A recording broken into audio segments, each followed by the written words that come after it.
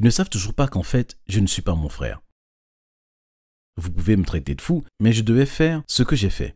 Je veux dire, il m'a volé ma petite amie, celle que j'aimais depuis tant d'années. Alors bien évidemment que j'allais me venger. Personne n'aurait pu imaginer que je fasse une telle chose. Mais voilà, mon côté sombre est exposé. Si vous m'aviez questionné au sujet de ma relation avec ma petite amie Cindy, il y a quelques années, je vous aurais dit qu'elle était parfaite. On avait tout. On avait l'alchimie, la compatibilité, l'amour.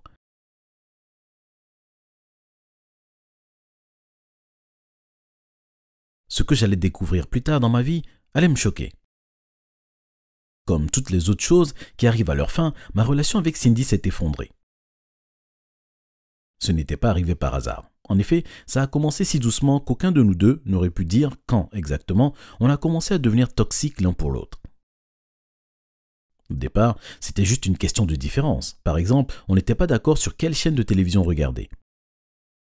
Alors, les désaccords sont lentement devenus des querelles, puis ensuite les querelles sont lentement devenues des disputes, et les disputes sont devenues des bagarres, et les bagarres ont rendu notre relation toxique. À ce moment-là, on restait ensemble seulement pour l'amour, parce que peu importe si nous étions tous les deux en train de nous battre, on s'aimait aussi énormément. Et je serais maudit. Je pensais que je le méritais. Après 1 an et demi de relation, j'ai décidé de l'inviter à passer le réveillon du Nouvel An avec ma famille.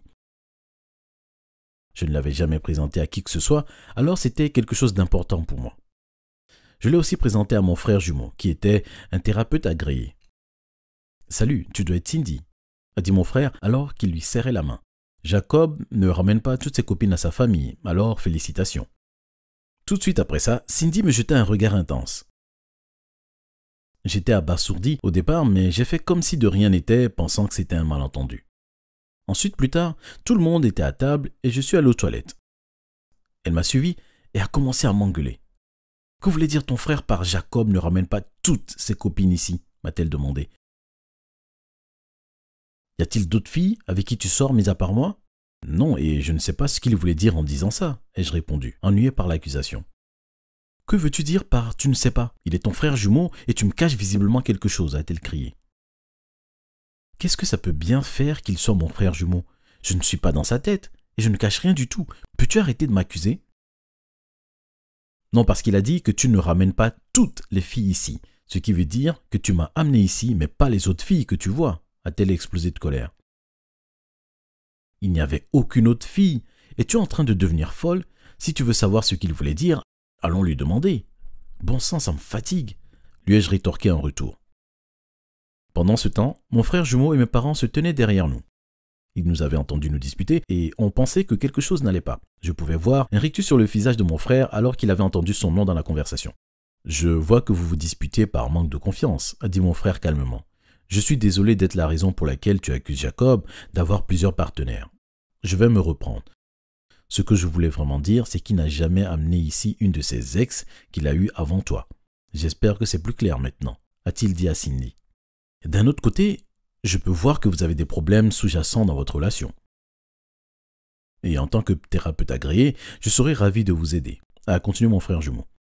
À première vue, une thérapie de couple semblait être une bonne idée pour nous deux. Mais à seconde vue, mon frère était le thérapeute. C'était très inconfortable pour moi. Non, merci, nous allons bien, ai-je dit. Enfin, on ne va pas bien, a dit Cindy. Nous avons absolument besoin d'aide pour retrouver notre relation des débuts. Voyons, Jacob, qu'est-ce que tu dis? Me demanda mon frère. Je te promets d'être aussi professionnel que possible. D'accord, on va essayer, mais seulement parce qu'on se dispute beaucoup et que j'aimerais que ça cesse. Ai-je accepté? D'accord, parfait. Je vous retrouve dans mon bureau, a dit mon frère. Après environ une semaine, Cindy et moi sommes allés au bureau de mon frère. Là-bas, nous avons essayé de discuter ensemble, mais ce n'était qu'un moyen de se disputer encore plus. Je me sentais épuisé tous les jours et je commençais à perdre espoir. Cindy, de son côté, commençait à tomber amoureuse de mon frère jumeau. Comment aurais-je pu le savoir? Eh bien, nos séances thérapeutiques sont passées de nous, qui nous disputions à Cindy, et mon frère jumeau qui discutaient ensemble. Chaque jour qui passait, ils essayaient de mieux la comprendre. À présent, à chacune de nos disputes, elle le mentionnait. « Pourquoi ne peux-tu pas être comme ton frère? Il sait ce que je veux et il m'écoute. » Un jour dit Cindy. « Est-ce que tu l'aimes ?» lui ai-je demandé. Bien sûr que non, idiot, il est ton frère, comment pourrais-je? Je dis juste que tu devrais être plus compréhensif, a-t-elle dit. J'ai essayé de la croire, mais quelque chose en moi n'y arrivait pas. J'avais cet étrange pressentiment que je devais rester attentif et faire attention aux moindres signes. Alors j'ai décidé de faire bouger les choses. Après 3 mois de thérapie, j'ai décidé d'arrêter. J'ai remercié mon frère et ne suis jamais retourné dans son bureau. Je l'ai fait exprès pour voir comment allait réagir Cindy maintenant qu'elle n'allait plus voir mon frère jumeau. Et ça a super bien marché. Pourquoi on n'inviterait pas ton frère à dîner pour le remercier pour son dur travail sur notre relation? M'a demandé Cindy un soir. Je n'avais pas vraiment le temps cette semaine, je suis submergé de réunions. J'ai répondu avec un sourire au coin. Oh, dans ce cas, je peux peut-être l'inviter à manger et le remercier pour nous deux. Qu'est-ce que tu en penses? M'a demandé Cindy. Je l'ai regardée dans les yeux pour voir si elle était sérieuse ou non. Bien sûr, j'ai répondu. Quel endroit as-tu en tête? Ai-je demandé. Oh, je n'y avais pas pensé, mais j'imagine que le restaurant italien où on avait l'habitude d'aller devrait être parfait. Il adore la nourriture italienne, n'est-ce pas? A-t-il gloussé. Je ne sais pas, peut-être ou peut-être pas. Alors, ils sont sortis sans moi. Et qu'est-ce que j'ai fait pendant ce temps? Ce n'est pas comme si je les avais suivis pour voir s'ils faisaient quelque chose derrière mon dos. Après tout, j'avais confiance en eux.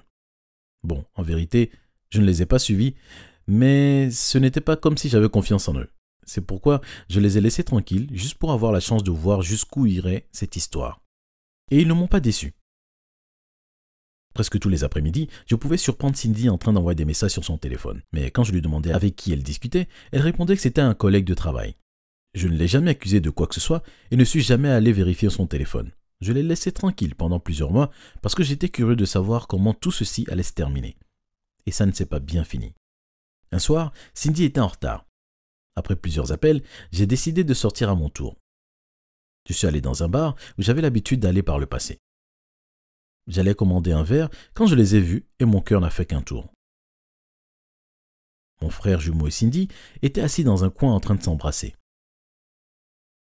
Ce n'était pas un baiser furtif qui aurait pu être considéré comme dû à la vulnérabilité du moment. Ils s'embrassaient comme s'ils avaient toujours fait ça. J'avais envie de vomir.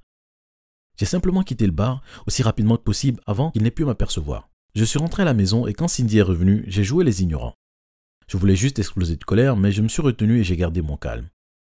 Le week-end suivant, j'ai à nouveau amené Cindy chez mes parents pour un barbecue et mon frère était là lui aussi. Je les ai vus s'échanger des regards et j'ai senti la tension sexuelle qui planait. Mon frère est allé dans la salle de bain et Cindy l'a suivi en prétendant aller chercher un autre verre. C'était ma chance pour les prendre la main dans le sac. Alors je les ai suivis et ce que j'ai vu dans la salle de bain de mes parents était scandaleux. Cindy était contre le mur et embrassait mon frère avec passion alors qu'il se frottait contre elle. J'étais dégoûté par le fait qu'il faisait ce genre de choses dans la maison de mes parents, mais cette fois-ci, j'ai juste eu le courage de rester planté là et de les appeler. Cindy a ouvert les yeux, m'a vu et a sursauté de surprise. Mon jumeau a mis un moment avant de comprendre la situation, alors il a essayé de l'embrasser à nouveau. Elle a essayé de le prévenir. « Attends, il sait. Jacob sait. » Cindy a crié en essayant d'arrêter mon frère qui la touchait. « Qu'est-ce que tu racontes? Tu lui as dit ?» a dit mon frère. « Il est juste derrière toi, idiot !» hurla Cindy. Mon frère s'est retourné et est devenu pâle en me voyant. « Alors, c'est ce que vous faisiez pendant tout ce temps, hein ?» J'ai demandé. « Vous devriez avoir honte de vous. »« On devrait avoir honte? Regarde qui parle. Si tu me traitais bien, je n'aurais pas de raison de te tromper, » a crié Cindy. Pendant ce temps, mon frère se tenait juste là en nous regardant nous disputer. Trop honteux pour dire quoi que ce soit. J'en ai eu assez d'eux et décidé de quitter la maison. Je suis retourné dans notre appartement, j'ai fait mes valises et j'ai pris la route. À cet instant, j'étais étrangement envieux de mon jumeau et à la fois je détestais ma vie. Alors que j'étais sur l'autoroute, j'ai eu une révélation soudaine inspirée par le désir de vengeance. Mon frère et moi sommes exactement pareils. Il a probablement des notes au sujet de Cindy dans son bureau que je pourrais récupérer facilement pour la connaître encore mieux. Je l'aimais et je ne pouvais pas supporter qu'elle m'ait trompé. Mais je voulais quand même être avec elle. Et si je kidnappais mon frère et lui volais sa vie? J'ai fait demi-tour et je me suis arrêté au premier magasin de bricolage que je vis sur ma route. J'ai acheté une corde, des pansements et 4 t-shirts dans le style que portait mon frère. J'ai tout mis dans un sac et je me suis dirigé vers la maison de mon frère. Cindy se trouvait déjà là, mais il ne savait pas ce qui allait leur arriver. Je suis passé par derrière et je suis entré dans la maison. Dès que j'ai vu mon frère seul dans la cuisine, je l'ai frappé à la tête et j'ai entraîné son corps à l'extérieur. Je l'ai attaché dans le coffre et je lui ai mis un pansement sur la bouche. J'ai mis les vêtements qu'il portait et je suis retourné dans la maison. Quand Cindy m'a vu, elle est tout de suite tombée dans le panneau. Elle a mis ses bras autour de mon cou et m'a embrassé avec passion, pensant que j'étais mon frère. Je vais prendre un peu l'air, lui ai-je dit avant de me diriger vers la véranda. Je suis revenu 3 minutes plus tard en tenant une lettre dans mes mains. Je lui ai montré la lettre qui était supposément de moi et qui disait que je partais en Chine et que je ne reviendrais plus jamais. Cindy est devenue si heureuse sur le moment qu'elle s'est mise à sauter de joie à l'idée de ne plus jamais me revoir. Elle a continué à cuisiner alors que je retournais à l'extérieur pour m'occuper de mon frère. Il était réveillé, effrayé. « Tu pensais pouvoir voler ma petite amie aussi facilement et que je ne ferais rien ?» lui ai-je dit. « Elle pense que je suis toi et je vais mettre cela à mon avantage. Pendant ce temps, laisse-moi t'emmener dans un endroit où tu vas adorer rester. » Et je finis dans un rictus. J'ai été élevée par mes ravisseurs. Mes parents sortaient enfin ce jour-là. Ce n'était que pour aller faire les courses, mais c'était tout de même très important pour moi. Ils ne me laissaient jamais seule. J'étais toujours en présence de ma mère ou de mon père. Ou des deux. Je ne comprenais pas pourquoi ils étaient si protecteurs avec moi. Ils me protégeaient à tel point qu'ils ne me laissaient jamais sortir de la maison. J'étais toujours dans la maison, regardant par la fenêtre. J'avais l'impression d'être Réponse dans sa tour. Quand je regardais par la fenêtre, je voyais des enfants jouer, courir vers le bus scolaire et ainsi de suite. Quand je demandais à mes parents pourquoi je ne pouvais pas être comme les autres enfants, ils avaient toujours une excuse. Ils me répondaient même avec d'autres questions. « Et si tu te perds ? Et si tu es enlevé ?» Mais avant de continuer, mettez un pouce bleu sur cette vidéo, abonnez-vous et activez les notifications. Ça augmentera votre espérance de vie de 20 meilleures années. Croyez-moi, ça marche. Un jour, quand j'avais environ 7 ans, j'ai vu mon père parler au téléphone près de la fenêtre. Je suis allée le voir et lui ai dit avec ma voix de bébé « Papa, je veux aller à l'école ». Il s'est tu et a raccroché, et j'ai vu son visage s'empourprer. Bien qu'il n'ait pas dit un mot, je savais qu'il était en colère. À ce moment, ma mère s'est précipitée vers nous et a dit « Nous te scolariserons à la maison, n'embête pas ton père. Si tu as des questions, pose-les-moi. » J'avais peur de mon père depuis ce jour et j'étais déjà adolescente. C'est pour ça que je faisais toujours ce qu'il me demandait. Je me tenais bien, restais dans la maison et n'embêtais jamais mon père. Je n'avais été faire les courses avec ma mère que 2 ou 3 fois. Ces fois-là aussi, ses yeux étaient fixés sur moi comme ceux d'un lynx. C'est pour ça que, quand ils sont sortis, c'était un soulagement pour moi. Je pouvais enfin être seule. Je pouvais avoir un sentiment d'intimité et de liberté, même si c'était à l'intérieur de la maison. D'habitude, quand j'étais seule, j'aimais explorer la maison. Je pensais que c'était le seul moyen de découvrir pourquoi mes parents étaient si protecteurs et pourquoi mon père était tellement en colère. J'avais déjà fouillé le grenier et la chambre de mes parents quelquefois. Mais je n'avais rien trouvé. Ce jour-là, j'affrontais ma peur et descendais au sous-sol. C'était effrayant là en bas, mais j'espérais trouver quelque chose. J'ai allumé la lumière du sous-sol et suis descendue. Même avec de la lumière, ça fait peur, me suis-je dit. Mais j'avais raison. Il y avait beaucoup de choses là. Certains objets avaient l'air très anciens. Il y avait cette vieille télévision, mon vieux berceau et plein de papiers. J'ai commencé à passer en revue les papiers. Ça ressemblait à un genre de comptabilité et il y avait beaucoup de noms. Je me suis demandé, est-ce que mes parents prennent de l'argent aux gens ? Alors que je fouillais un grand carton de papier, j'ai senti quelque chose de dur. C'était une autre boîte plus petite. Je l'ai ouverte et j'ai vu qu'elle était remplie de cassettes. 5 exactement. Elle ne m'intéressait pas trop jusqu'à ce que je voie une étiquette sur l'une d'entre elles. C'était écrit « de Claire Baker ». En lisant ça, j'ai su qu'il y avait quelque chose là-dessus que je devais découvrir. D'abord, je devais vérifier si cette vieille télé fonctionnait toujours. Je l'ai branchée et allumée, Puis j'ai inséré la cassette.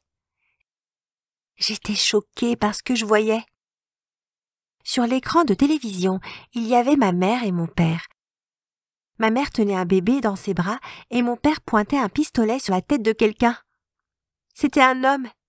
Et il y avait une autre femme. Ils étaient tous les deux à genoux. La femme pleurait. Elle disait « S'il vous plaît, ne m'enlevez pas ma petite fille. Je vais trouver un autre moyen de vous payer. » Ma mère s'est mise à parler. « Tu as eu ta chance, Claire. Tu n'en auras pas d'autre. Tu devrais le savoir après toutes ces années passées dans la pègre. » Puis mon père a parlé. « Nous la vendrons quand elle sera assez grande. Ta dette sera alors remboursée. Ne viens pas la chercher. Et ne pense même pas à contacter la police. Sinon, nous la tuerons et toi ensuite. » La cassette a été éjectée. Tout mon monde s'est effondré en face de moi.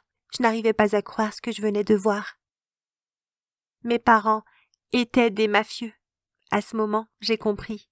Ils n'étaient même pas mes parents. J'étais le bébé dans la vidéo et ils parlaient de me vendre. J'avais été enlevée. J'avais été élevée par mes ravisseurs. J'ai entendu la voiture de mes faux parents. Oh non! Ils sont rentrés. J'ai rapidement remis tous les objets où ils étaient. Mais je devais prendre la cassette, alors je l'ai mise dans ma poche.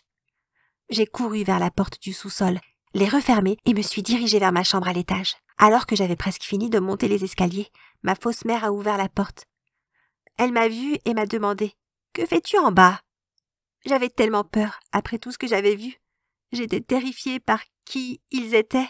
J'avais envie de pleurer, mais je ne voulais pas qu'ils se doutent de quoi que ce soit. La voix tremblante, j'ai répondu « J'étais juste dans la cuisine pour boire un verre d'eau. »« D'accord. Ne sors pas de ta chambre en notre absence la prochaine fois, » a-t-elle dit. Je me suis précipitée vers ma chambre et j'ai fermé la porte.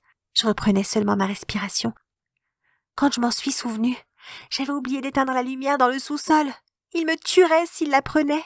Je me suis assise sur mon lit, effrayée, et j'ai commencé à réfléchir. Toutes ces fois, j'avais fait tout ce qu'ils me demandaient parce qu'ils étaient mes parents.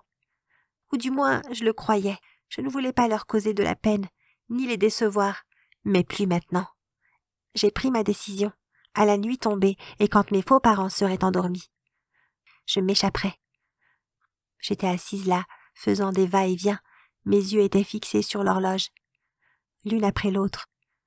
Les heures passaient. Il faisait de plus en plus noir dehors. La mère ravisseuse a apporté mon dîner, a frappé à ma porte et est partie. J'ai ouvert et pris la nourriture, et j'ai mangé. Je savais que j'aurais besoin d'énergie si je voulais m'échapper. J'ai attendu qu'il soit presque minuit. J'ai mis ma capuche et j'ai attaché mes chaussures à mon sac. Je ne voulais pas les mettre avant d'être sortie. Je ne voulais pas risquer qu'ils entendent mes pas. J'ai lentement ouvert la porte et me suis dirigée vers leur chambre sur la pointe des pieds. La porte d'entrée était fermée par un code de sécurité. Ma seule échappatoire était la porte de derrière, et ma fausse mère en avait les clés. Ils dormaient tous les deux à poing fermé. J'ai vu les clés sur la table de chevet. J'y suis allée sur la pointe des pieds. J'ai pris les clés délicatement, sans faire le moindre bruit. Je suis repartie sur la pointe des pieds et j'ai doucement refermé la porte. Il faisait noir, mais je n'ai rien heurté car je n'avais marché que dans cette maison toute ma vie. J'étais un peu heureuse que mon plan d'évasion paraisse fonctionner si bien. J'étais presque sortie de la maison. Il n'y avait plus qu'une porte entre moi et ma liberté. J'ai inséré la clé et essayé d'ouvrir la porte, mais elle ne s'ouvrait pas. J'ai essayé encore et encore. Soudain, il y a eu de la lumière. Quelqu'un avait allumé. Où penses-tu aller comme ça? C'était mon faux père. Je me suis retournée horrifiée. Il s'est jeté sur moi et a attrapé mes mains. Je me suis mise à crier « Lâche-moi, lâche-moi !» Puis la fausse mère est entrée. « Tu nous prends pour des idiots !»« Nous savons que tu es allé au sous-sol. Qu'as-tu trouvé? Dis-le-nous !»« Je sais que vous n'êtes pas mes parents. Vous êtes de mauvaises personnes. » ai-je dit en pleurant. « Tant mieux, nous n'avons plus à faire semblant. » a-t-elle dit. Le faux père m'a poussée vers ma chambre et m'a jetée dans la pièce. J'ai atterri par terre. Avant de fermer la porte, il a dit d'une voix monstrueuse. « Bientôt, Nous t'utiliserons comme nous l'avions prévu, en t'emmenant très bientôt. » Je n'ai pas bougé, je suis restée allongée là, et je n'arrêtais pas de pleurer. Je pleurais parce que je n'avais pas eu de chance et que je ne pouvais rien y faire. Je me suis endormie à cet endroit à un moment. Le lendemain matin, je me suis réveillée. J'avais froid, et mes yeux étaient gonflés après avoir autant pleuré. J'ai regardé les rayons du soleil entrer dans ma chambre lentement. Je ne vais pas abandonner, me suis-je murmuré. J'ai entendu du bruit venant d'en bas. Je suis descendue et j'ai vu ces ravisseurs installer un système d'alarme et une serrure avec un code de sécurité sur la porte de derrière. Je suis allée dans ma chambre et je suis restée enfermée toute la journée. J'ai pensé à 1 million de choses que je pourrais faire pour m'échapper, mais aucune n'était assez bien. Le lendemain, j'étais assise dans ma chambre. Je n'avais plus d'idées, j'avais faim et j'étais vidée de toute mon énergie. J'ai entendu quelque chose de l'autre côté de la fenêtre. C'étaient les voisins. Ils jouaient tous dehors. Avec toute l'énergie qu'il me restait, j'ai commencé à crier « À l'aide! À l'aide! Il y a un incendie! Je suis enfermée dans ma chambre !» Un homme a couru vers la maison pour aider. Je savais que c'était maintenant. J'ai mis mes chaussures, déverrouillé ma porte et me suis dirigée vers les escaliers. L'homme a sonné et la fausse mère a ouvert la porte. Elle l'a laissé entrer. Je savais que c'était la dernière chance que j'aurais de m'échapper. J'ai descendu les escaliers en courant et suis sortie à la vitesse de l'éclair. Et j'ai continué à courir, et courir, et courir. Je me suis arrêtée quand j'ai senti que je m'étais assez éloignée de cette maison. Je ne savais pas quoi faire ensuite. Je ne l'avais pas prévu. J'étais désorientée. J'étais devant un café. Quelqu'un à l'intérieur me faisait signe. C'était un garçon de mon âge. Il me faisait signe d'entrer. Je ne savais pas quoi faire, alors je suis entrée. Il m'a demandé de m'asseoir et c'est ce que j'ai fait. « Tu as l'air perdu ?» a-t-il dit. « Est-ce que je peux manger ton donut ?» J'avais tellement faim que je n'arrivais pas à me concentrer sur autre chose. « Bien sûr, vas-y » a-t-il dit. Il avait l'air gentil. Au bout d'un moment, je me suis rendu compte que j'avais cette cassette dans ma poche. Je l'ai prise et lui ai demandé « Est-ce que tu peux me trouver l'adresse de Claire Baker sur ton ordinateur ?»« Eh bien, tu as de la chance, je vais le faire » a-t-il dit. Après quelques minutes, il m'a montré l'écran de son ordinateur avec quelques photos. « Laquelle ?» a-t-il demandé. Je les ai regardées et j'ai montré la femme qui ressemblait à celle de la vidéo. On dirait qu'elle a changé de nom. Il y a quelques années et qu'elle s'appelle Claire James. Mais j'ai son adresse, a-t-il dit. Il l'a noté sur un bout de papier qu'il m'a donné. Je l'ai remercié et lui ai assuré que nous nous reverrions à l'avenir. Puis je suis partie. Je marchais vers l'arrêt de bus quand soudain un homme a arrêté sa voiture devant moi. C'était un étranger. Il a passé la tête par la fenêtre. « Tu veux que je te conduise quelque part, ma jolie ?» a-t-il demandé. Je pensais avoir rencontré une autre gentille personne et je lui ai demandé s'il pouvait me conduire à l'arrêt de bus. Il a dit que oui, alors je suis montée dans sa voiture. Mais dès que je suis montée en voiture, il a fait demi-tour, il a sorti son téléphone et a dit à quelqu'un « Je l'ai !» J'étais terrifiée. J'ai commencé à crier et à lui donner des coups de pied. Je continuais à le frapper des pieds et des poings. Il a perdu l'équilibre, alors il a arrêté la voiture. J'ai ouvert la portière, je suis sortie et je me suis enfuie. Il me suivait en voiture et je pouvais l'entendre derrière moi. J'ai vu une voiture de police et je me suis précipitée dans cette direction. J'ai frappé à la fenêtre et le policier est sorti. La voiture qui me suivait est partie à toute allure. J'ai tout raconté au policier. J'étais à bout de souffle. Le policier m'a assuré que j'étais en sécurité. Il m'a même conduit chez mes vrais parents. Je suis arrivée à la maison, elle était grande et belle. J'ai sonné. Une femme a ouvert la porte. La même que dans la vidéo. J'ai sorti la cassette de ma poche et la lui ai montrée. Elle m'a regardée et m'a tout de suite serrée dans ses bras. « Je ne te perdrai plus jamais, mon bébé », a-t-elle dit. Merci d'avoir regardé cette vidéo. Pensez-vous que vos parents sont vos vrais parents? Dites-le nous en commentaire.